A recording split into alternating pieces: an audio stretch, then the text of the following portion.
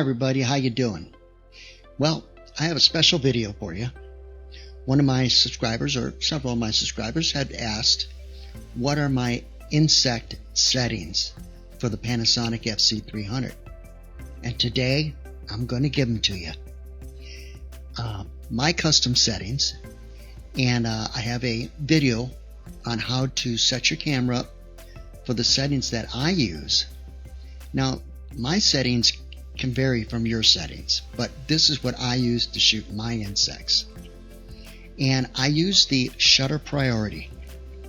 And my shutter speed is going to be between 800 minimum to, I would say, 2000. But the sweet spot of this camera I found is 1600 on shutter speed. So work between them. And another thing I'm going to tell you, chase after the older bumblebees, the bigger bumblebees, the bigger insects. They're slower, because them little junior ones, you almost got to be 2000 plus to get them to stop freezing them, you know.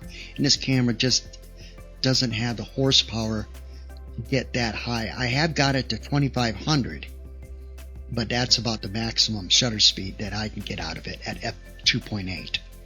And it's got to be a fairly good day too. So anyway, that's my just on that. And I have some tips and tricks that I am going to talk about after this this video on how to set your shutter speed. So stick around, because you're going to find this really interesting and very useful for catching insects. Alright, here we go. Let's get this baby rolling. Hi everybody, how you doing today? This is going to be a video on my custom setting that I use for my insects, because I want to give you guys the same great pictures that I get out of this camera. Now, just because they're my custom settings, you can change any parameter in the camera, but this is what I use, and I want to share it with all my family of light. Here we go. Photo style, custom. And this is my custom. As you can see, my contrast is at 0. My sharpness is at +2. Noise reduction -2. And then I'm giving it a little bit more color with the color grading. Alright, let's go back. And we're going to do filter settings. I have no effects. Aspect ratio is 4:3, because that's the only setting you will get a 12 megapixel image out of, which is the L for large. The quality, I'm still shooting RAW plus JPEG. I think that unless you're wanting to get birds of flight, you might want to just switch to JPEG, because that will keep your buffer from buffing up too quick. Just a little heads up there, okay? A little FYI. Yeah, if you're going to do birds of flight and you want a fast shutter speed, if you put it in JPEG, it will run longer than it will by far in RAW. Alright, let's go to the next page, and this is page 2. Now, as you can see, the camera's in AFS, or I use AFC, which is autofocus continuous. I really don't use the AFF. It's kind of like for, if there was just like a little sudden movement in your frame, it would catch it. But I have never really used it. So it's up to you. You can try it. But my insects, I shoot in autofocus continuous, because them little guys are pretty fast. Okay. Meter mode. My meter mode is center focus. It is the center one there. Okay. The top one is all your sensor, and then you got center focus, and you got spot metering. I'm sorry, spot metering, center, and full. Oops. Next one is going to be burst rate. I always run medium. It's a good all-around burst rate. If you get higher than that, your buffer's going to load quicker, and you could, lose a shot by trying to muscle up a $500 camera to get you, the most it can do is 12 frames a second, which is still pretty good. But I keep it at medium. It runs longer. It does better. And that's my opinion. I use 4K photo, and that's the best. I don't really shoot in 1080p unless I'm going to want to do a little higher frame rate or something, which I have tried, but I'll tell you, there's a big difference between 1080 and 4K. So I run my 4K at 30 frames. We're going to go down here a little bit. As you can see, I use 4K photo, and I don't use the auto bracket. Let's go ahead and go to the next page. I don't use self timer, but it is set up for 10 seconds. Highlight shadow I do not use. Now, the one thing I have changed from my last settings on my insect pictures was I have now used eye dynamic, and I set it in the high setting because it just pulls the dark places up a little bit so you can reach it better. Play around with it. There's high, medium, low, and maybe one other. But I leave it at high. Eye resolution. Now, as you know, I don't really shoot much eye zoom because the picture begins to fall apart. Once you step out of optical, any picture will start to fall apart. You'll get more noise, more artifacts. So what I try to do is when I shoot my pictures in optical and I'm not quite where I want to be, I can crop in a little bit to get where I need to be. That's the best way. And then if you want to crop in, you can go and use the photos format called TIFF. What that does is it'll take that 16 megabyte picture that you take, and it's now going to make it a 75 megabyte picture. So you can zoom in and it still kind of stays sharp.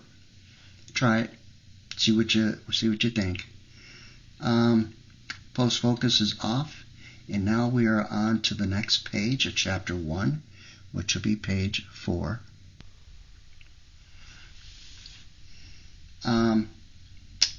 I only use that for at night. I don't use the eye dynamic range or the HDR. You can try it, see what you think, but I do raw. It doesn't matter what you're in on that. So, and multi-exposure I don't, and time-lapse shots I don't. On to the next page, which is page 5 of chapter 1. I don't use stop motion animation. I haven't done the panorama settings yet, but I'm going to try it this year. I always leave my shutter in mechanical.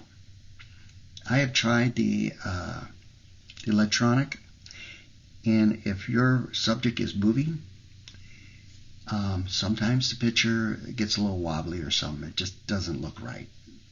Some pictures, not all of them, just like a few of them. So I always use mechanical. It's guaranteed. It works good. Oh, and sometimes, very rarely, I will get a picture that looks like, you know how your TV screen is blank and it's got all the dots in it and stuff. Sometimes I'll get one or two pictures like that. I think what it is the camera misfired on a frame.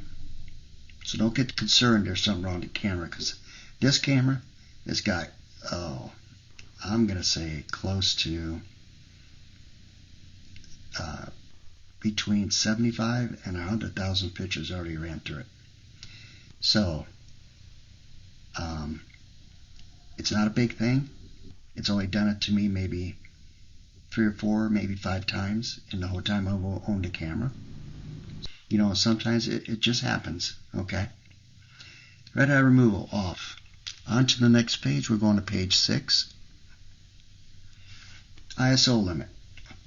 I set mine for 200.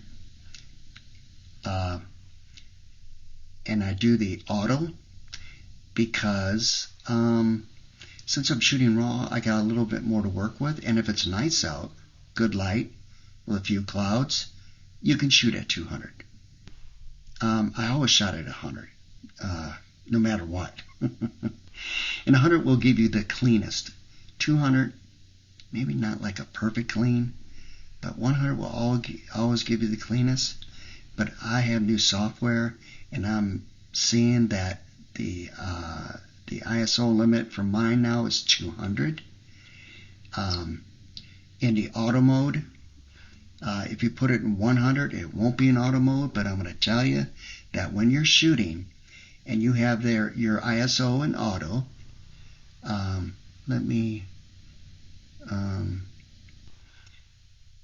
and you set your ISO limit for 200, which when you have it in auto, that's the minimal amount that you could set it for.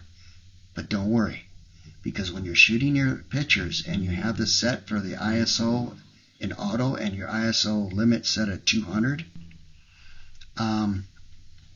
it'll still shoot at 100 ISO.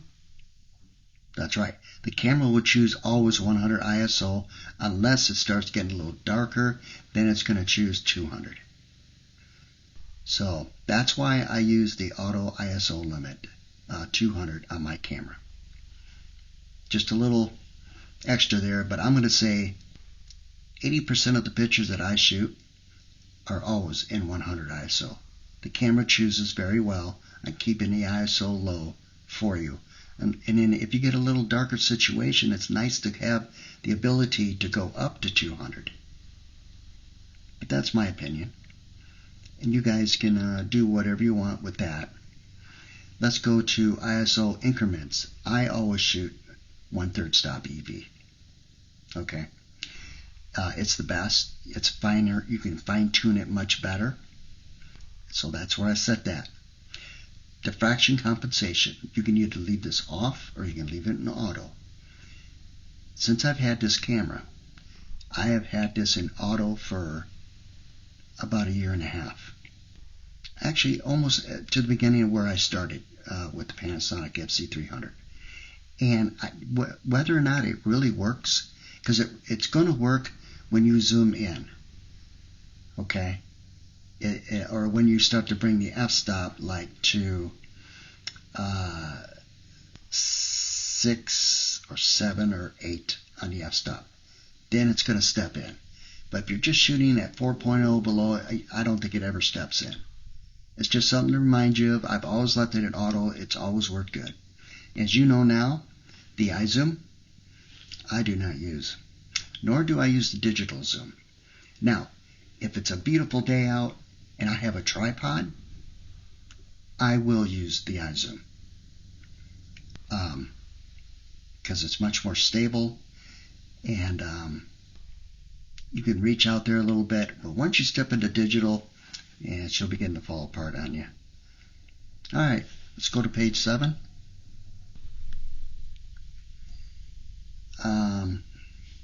Conversion, I just leave off. Color space, I just use the RGB. Now it does have a dobe in there too, so you can choose which one you want to use. The stabilizer, I just leave it in the standard stabilizer. And of course, face recognition, I don't use for insects. Profile setup, I leave off. And now we're going to go to chapter 2.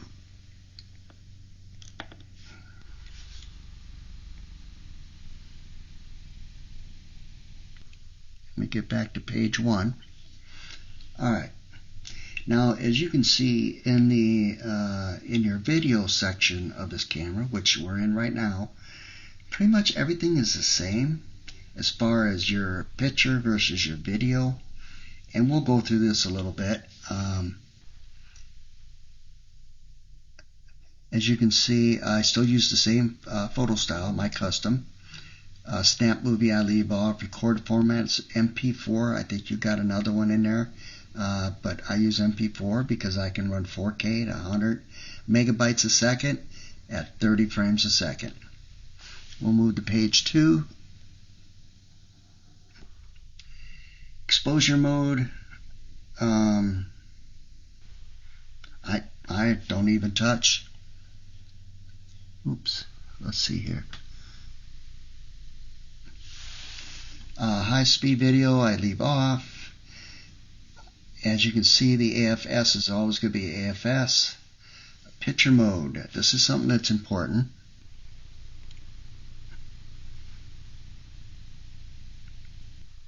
Oh, okay, just, excuse me, leave that. We'll go back. Picture mode. Now, as you can see at the top of the screen, when you have it in the camera, whatever size you have set in the camera or the quality is going to be for the video. But I noticed that if you move it to, oops, you move it to video, it's going to say up there, picture side of S, which is small. It's an 8 megapixel picture. So remember that when you're here between these two here, I always leave mine in picture.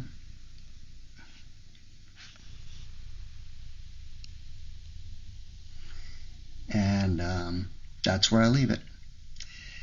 Continuous autofocus. I always leave on. That way, your camera is continuously focusing, but when you start to pick your camera up and you're looking, it's going to continue to focus, even though you haven't put the focus button on yet. This is good for chasing after insects. Okay? So I leave it on, and I've always left it on. Let's go to page 3.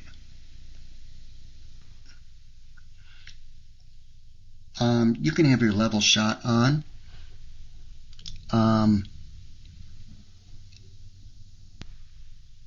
Oops. Yeah.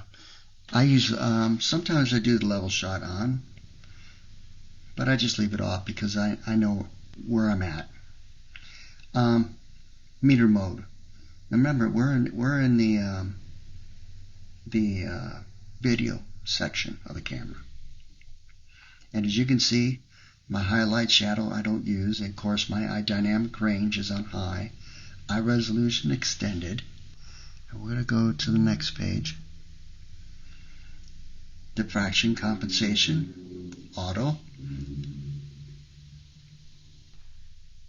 Eye zoom off, digital zoom off. These are all mine.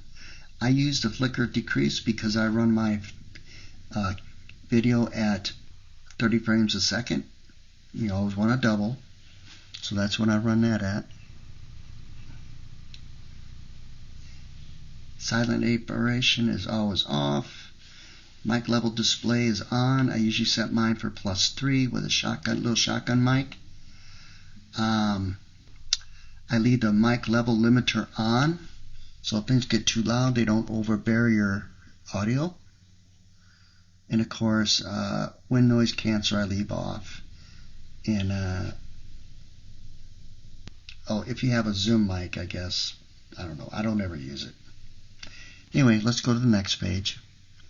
We're moving on to chapter 3. Custom set memory. Now, once you get your camera all set up and you like the way it is or the way it's shooting, you can go into this custom set memory, and there's 2 or 3 modes you can set. And that way, every time you go to like shutter priority and you have it in the custom, it'll always set that for custom for shutter priority. And then you can set 2 for aperture priority and the 3rd one for something else you like. So check it out. It's not real hard, okay? It's pretty simple. And as you can see, my AFE lock is autofocus lock. I leave the lock hold off, and the shutter autofocus is on. Let's go to the next page. These are all my other ones. Quick autofocus on. Eye sensor autofocus on. Mid autofocus time mid, and then pip for the display. One here is half press release is off, quick autofocus is on, eye sensor autofocus is on, and these two are just set up. The pinpoint is on mid, and the pinpoint autofocus display is on pip. It's how big that little, when you switch to the focus with pip. So when you press your camera it pulls a little screen up, a magnifying screen of what you're focusing on. Now I don't ever use that because I use my custom focus point. It works better. It's a tighter configuration, and it's just all around better. All right, let's go to the next page. The autofocus assist lamp, I leave it on. My screen, the screen right here. If you have it facing out and you have the direct focus area on, if your nose touches that screen, it's going to move your direct focus. Okay, so I leave it off. I leave the autofocus manual focus on because sometimes I do manual focus on. Rarity, but certain things. Alright, and then the manual focus assist is right where it is right now. Let's go to the next page.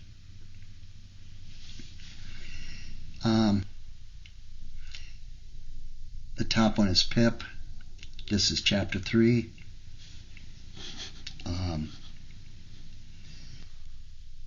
Chapter 3, page 4. I'm sorry I haven't been telling you that. Peaking I leave on. Histogram I leave off. Alright, we'll go to the next page. Center marker I leave on. It's a nice little thing to know, just in case your focus point gets off a little bit, you'll know it instantly if it is.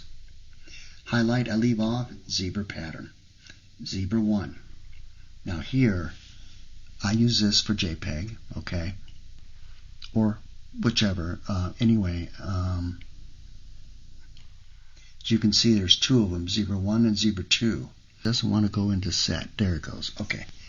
You can go anywhere from 105 is maximum, I think, clear down to 85 or 75. I run mine at 105 because I think it's more accurate that way when I'm looking at something. Now, if the cloud's got the little zebra pattern in, I don't worry that so much. It's the leaves. When you take you're taking a photo and your leaves are just like got that little zebra pattern in them, you want to make sure that that is almost completely gone because you'll blow your highlights out. And when you set it at 105, that's right at the edge of the highlight. You could be a little more safer and set it for 100 if you want, but I kind of like live on the edge when it comes to this camera. Anyway, something to think about. Monochrome I leave off. Constant preview I leave off. We're going to the next page. All this stuff is standard. It comes like this on the camera, so I don't ever touch any of this on this page. The record area, I do leave it on camera. Your remaining disbursement is, if you leave it on the camera, it'll tell you how many photos you have on your SD card or how many it can hold. And if you put it in the video, it'll tell you what your maximum recording time is when you are in video. Okay. I don't mess with the auto review function button set. I haven't really done that. Side button and settings, that's your buttons on the side of the lens. I leave it in the standard, whatever come with the camera. On to the next page. Zoom lever. Now this is important. You see these little dots under here on each one of these? You have a solid one and one with dots. Standard, when you get the camera, it'll be on the solid one. There won't be any dots underneath it. So when you're moving the focus, it'll move as long as you hold it. Okay? Then when you let off, it'll stop. The other one, is also the same thing. But if you just click the zoom lever, it'll go in increments. So it's the best of both worlds. Because as long as you're holding the focus lever, it'll just zoom right by those little stops. Okay? So I like that one because you get the best of both worlds. Alright, let's go back. And I always leave the zoom or zoom off. Pretty much the other two are just set whatever the camera is. Here we are on Chapter 3, page 9. Video button on. The eye sensor, if you go in there, I leave it on low. Okay? Let me show you here. There's like two settings. I leave it on low. There's low and high. Leave it on low because every time you go by this right here, that's low. If you have it on high, it gets a lot worse. Anyway, so we'll go back and touch settings, like I said. These are what I use. Touchscreen is on. The touch tab is on. But the touch autofocus is off. And the touchpad autofocus is exact. You just want to make sure that touch autofocus is off. If you're wanting just the view, you know, see what your pictures look like. Because if you got it on and your nose touches that baby, it's going wherever that nose is. Anyway. Alright.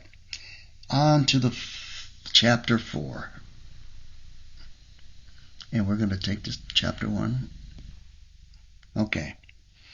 Clock set. This is like the basic setting up the camera. We're going to go to chapter 2. Live view mode is set at 30 frames per second. I have my monitor display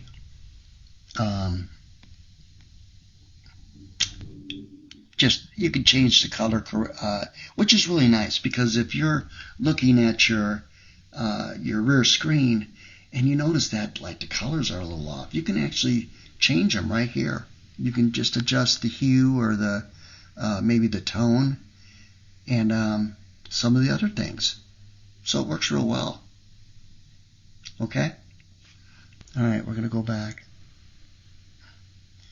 Monitor display, I have it at 3, but usually I leave it in auto.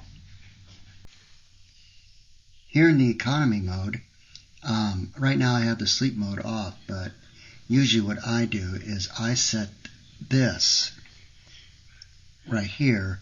You'll have a 1 minute, 2 minute, 5 minute, and I think 10 minute. Anyway, I usually set the sleep mode for 2 minutes.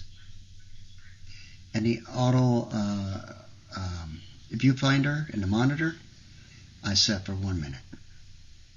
That way you conserve on your batteries quite a bit. Alright, let's get out of here and we'll go to the next page. We're on 2. Remember, there's very little in this menu, chapter 4, that I really don't mess with. All the stuff you see on this page is all set by the camera. I don't mess with it. Go to the next one.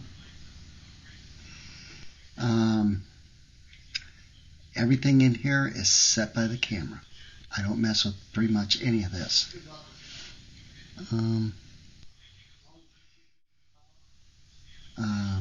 You can format your camera SD card from here. You have your. You can also reset your camera back to factory default. You can reset your Wi-Fi settings, things like that. And we're back. So now I'm going to show you some things that you need to know. Remember, this is shutter priority. And the only difference between shutter and aperture is you're going to set the aperture. but your camera's going to set your shutter speed and your ISO. Okay, so I hope the video helped you out. And now we're going to talk about some tips and tricks for the Panasonic fz300 and catching your insects in a beautiful setting. The first one I'm going to talk about is a 12-inch diffuser. I use this sometimes when the sun is extremely bright out, and even though I lower the light meter down, it just sometimes it's just better to throw a diffuser up. Now, I don't use this all the time, but if it's extremely bright out, this little thing just folds up into a little case no bigger than this. You get it on eBay. I think they're like $10. You get 3 of them. You get a gold one, a silver one, and it all fits in this little package. So yes, this works great for keeping that sun at a nice, diffused area for your insects. Okay, and you can get it in there kind of small. It's the smallest one I found that's compact. So you can just kind of stick it up there and use it. It works real well. Also, sometimes you get into a spot where your the light is kind of low and the insects are in a bush or something. I got another idea for you. Take your Panasonic 300, and what you're going to do is you're going to go to page chapter 1, page 5, and you're going to find there a setting that says flash, and you're going to click on it.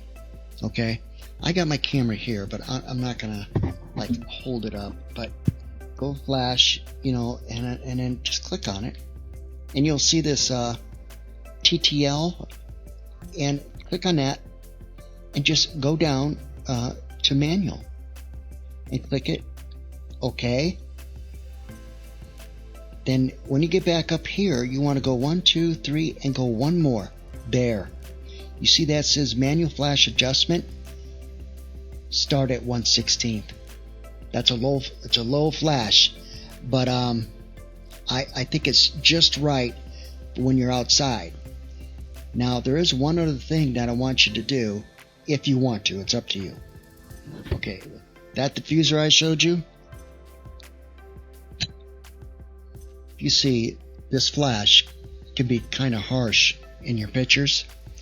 So eBay sells these little covers that go on your flash, like a regular flash, and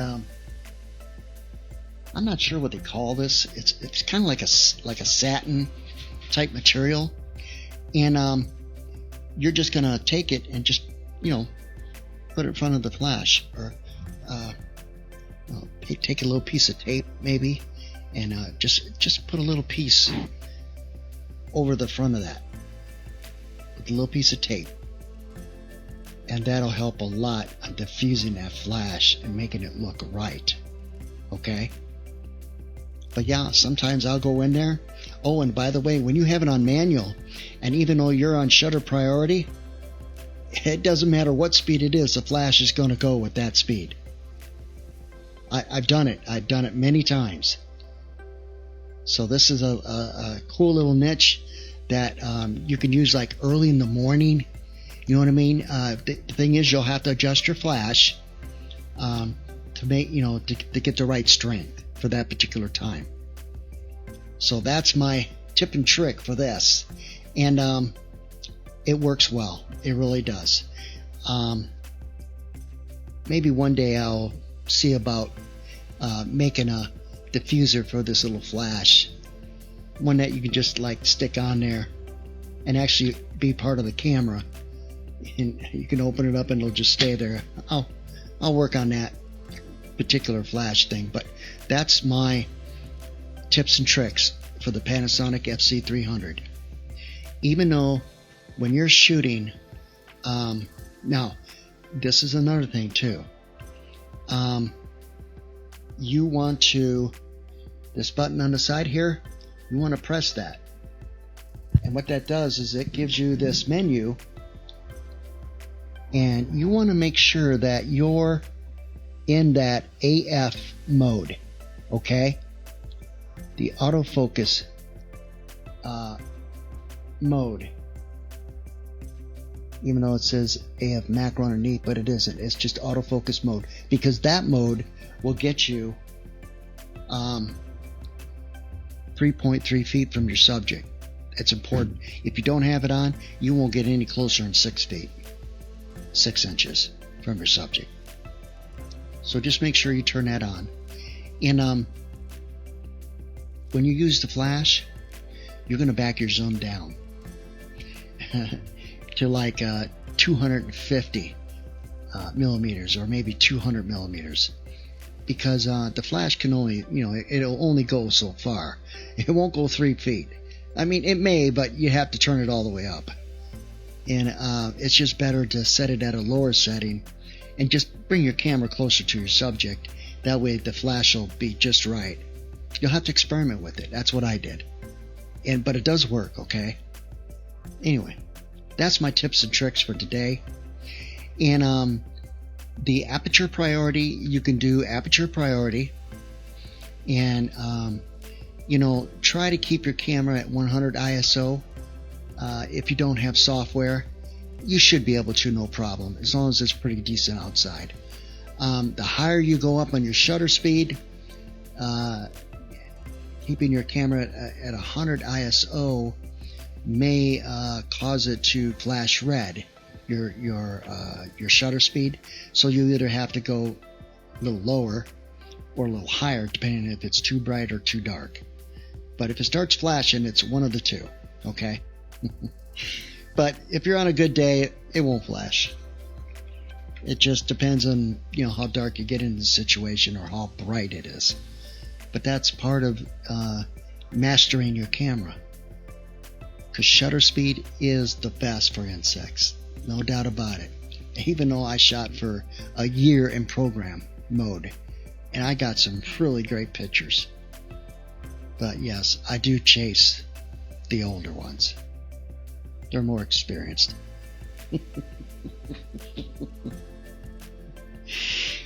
So there's my tips and tricks. Hi everybody. One other thing I want to tell you about is the photos that you about to see are about a portion of my library from the past and the present, and what possibilities you can get out of this camera so that you can have real results out of the Panasonic fz300. I have a great message for you at the end of the video, so stick around, and please subscribe, like, and share, and have a beautiful and gorgeous day. And I hope I helped you out today on getting you out there to shoot some great insect photos, okay? Thanks everybody. Have a beautiful day.